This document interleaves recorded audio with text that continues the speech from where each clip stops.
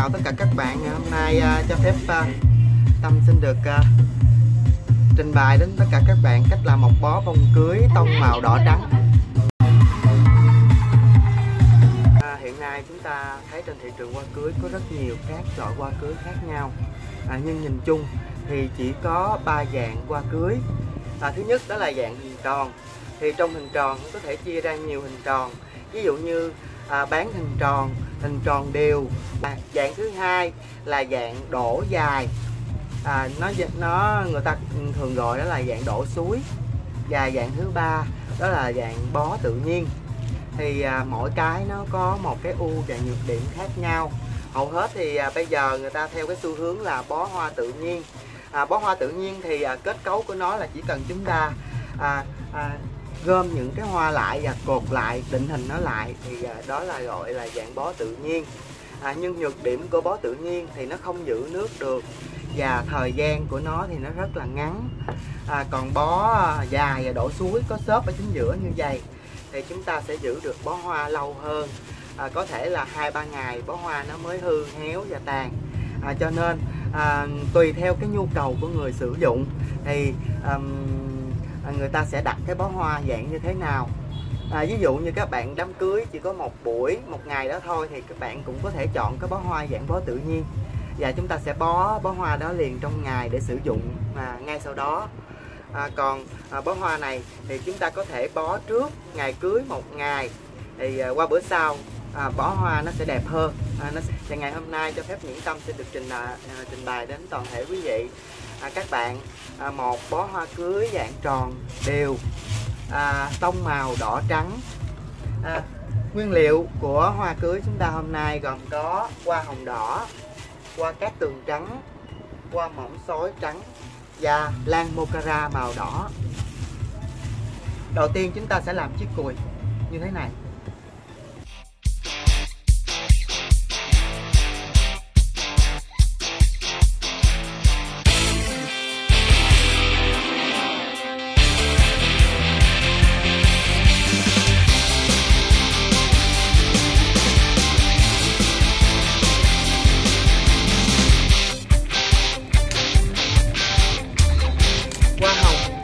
Chúng ta sẽ lặt bỏ tất cả các cánh có dấu hiệu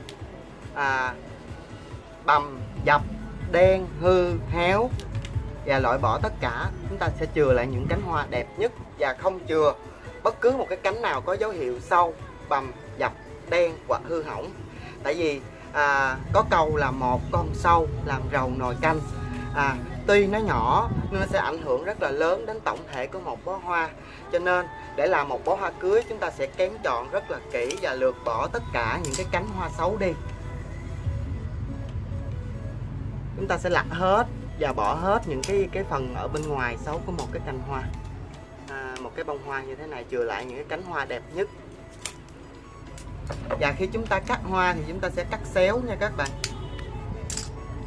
Khi cắt xéo như vậy thì nó sẽ tạo được một cái nhọn để dễ găm nó vào cục xốp.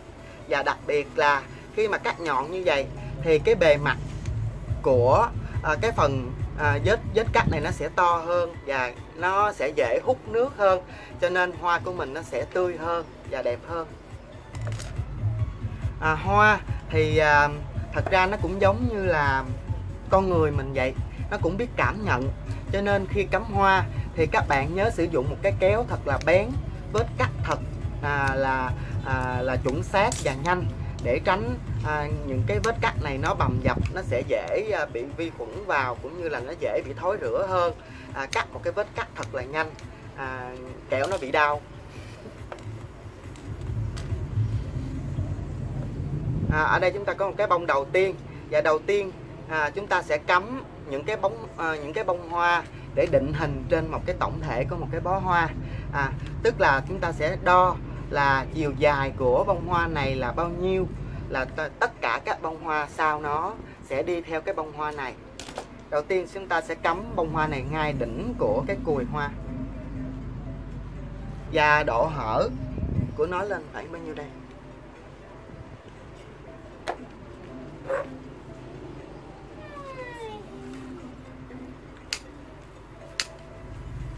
Tương tự như vậy, chúng ta sẽ lặt bỏ tất cả các cánh xấu của bông hoa hồng này.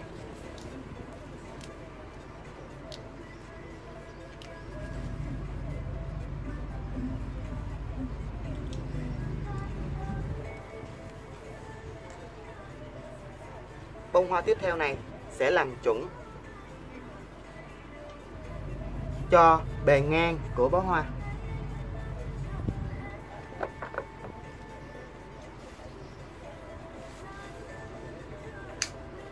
Và ví dụ trong một lón hoa chúng ta đặt hoa về thì sẽ có những cái hoa xấu như vậy. Nhưng mà khi chúng ta lặt ra thì nó vẫn còn sử dụng được.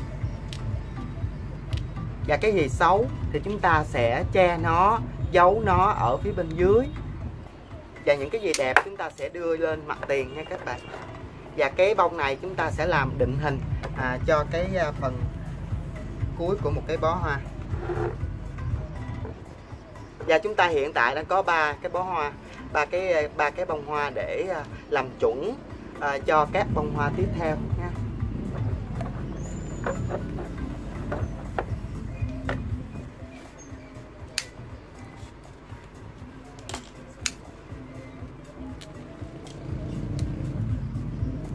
Tiếp tục như vậy chúng ta sẽ cắm những bông hoa tiếp theo. Bây giờ bông hoa thứ tư này Tâm sẽ có thể cắm ở bất cứ vùng nào trên một cái khoảng trống như thế này. Nhưng chúng ta phải theo chuẩn của 3 bông hoa chúng ta đã cắm ngay từ đầu. Ví dụ bông hoa này Tâm cắm kế bên bông hoa đầu tiên thì cái chiều sâu của độ cắm nó cũng tương đương với bông hoa đầu tiên. Và đặc biệt có một nguyên tắc cắm hoa, đó là nguyên tắc xuyên tâm nha các bạn. Xuyên tâm tức là chúng ta tưởng tượng đây là tổng thể một cái hình tròn, thì toàn thể những cái bông hoa sau khi chúng ta cắm sẽ xuyên qua một cái tâm của cái hình tròn này và không cắm lệch qua cái tâm đó, thì đảm bảo chúng ta sẽ có một cái bông hoa, một bó hoa rất là tròn, đều và đẹp.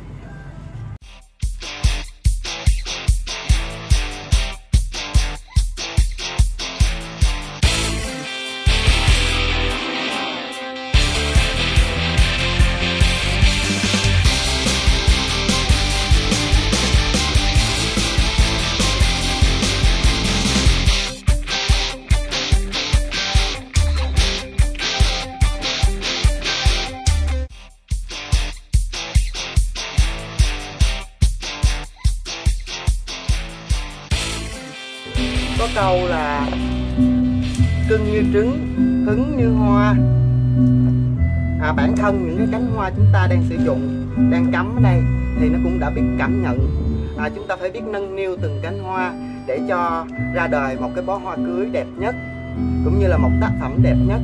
Thì trước khi mà chúng ta cắm hoa thì chúng ta phải cho hoa tỉnh táo, nghỉ ngơi, cũng như là điều dưỡng nó bằng cách là sau khi mua hoa về chúng ta sẽ cắt gốc của các cành hoa và cho uống nước liền. Và trước khi cắm hoa, cái thời gian tốt nhất là chúng ta cho nó uống nước khoảng từ 1 tiếng đồng hồ trở đi, để cho hoa thật tươi tỉnh rồi chúng ta mới sử dụng cắm hoa.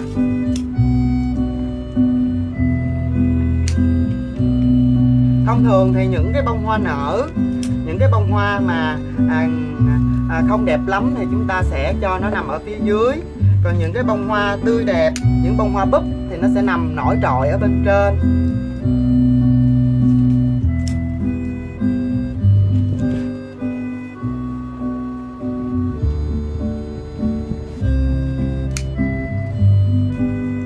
Khi chúng ta sử dụng những cái búp hoa, chúng ta sẽ cắm cao hơn những cái bông nở một tí xíu nha các bạn. Cái hiệu ứng mà bông búp mà nó cao hơn cái bông nở một tí xíu, người ta kêu là hiệu ứng hoa điểm hoa, tức là chính bản thân nó điểm cho nó. Thông thường thì trong cắm hoa sẽ có một cái loại hoa chính và một loại hoa phụ. để điểm cho loại hoa đó.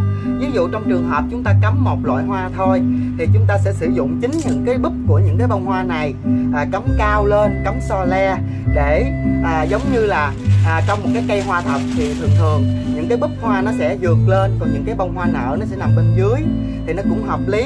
Và nhìn vào cái tổng thể bó hoa thì chính những cái búp đó nó sẽ là bông điểm cho những cái bông nở nằm phía bên dưới. Đó gọi là hiệu ứng hoa, điểm hoa. Chính bản thân hoa đó điểm cho hoa đó luôn.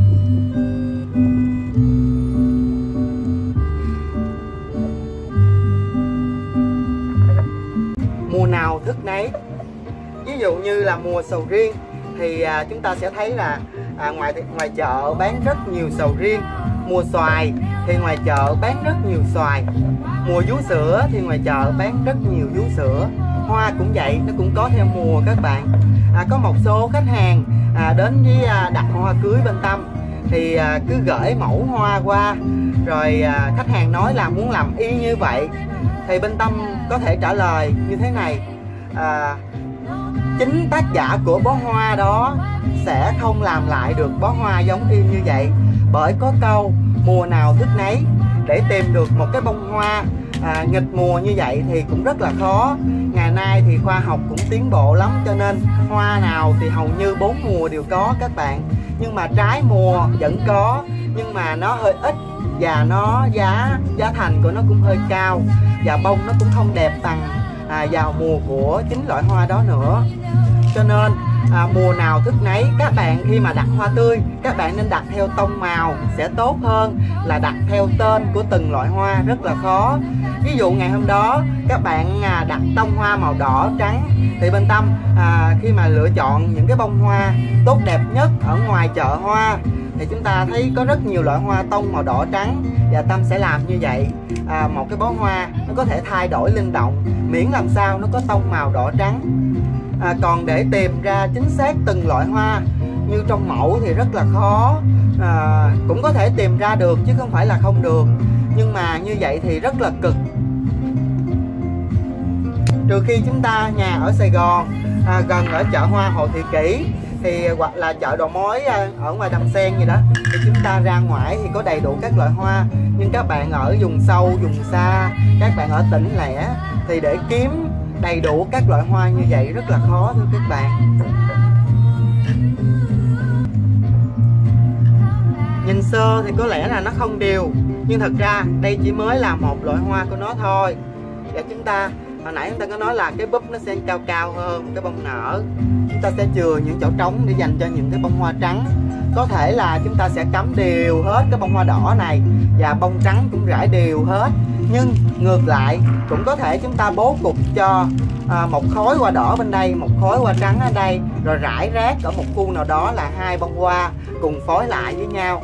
Nói chung thì không bắt buộc, bản thân của từng bông hoa đã đẹp sẵn rồi.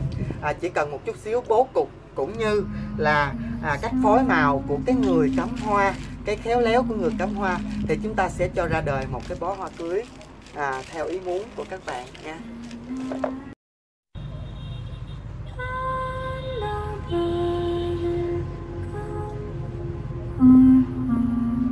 Khi chúng ta cắm hoa thì chúng ta tuyệt đối hạn chế là cắm vào rồi rút ra rút vào. Như vậy thì cục xốp của chúng ta sẽ dễ bị hỏng, và cái độ giữ nước của nó sẽ không cao nữa, cho nên bó hoa chúng ta sẽ mau hư hỏng hơn.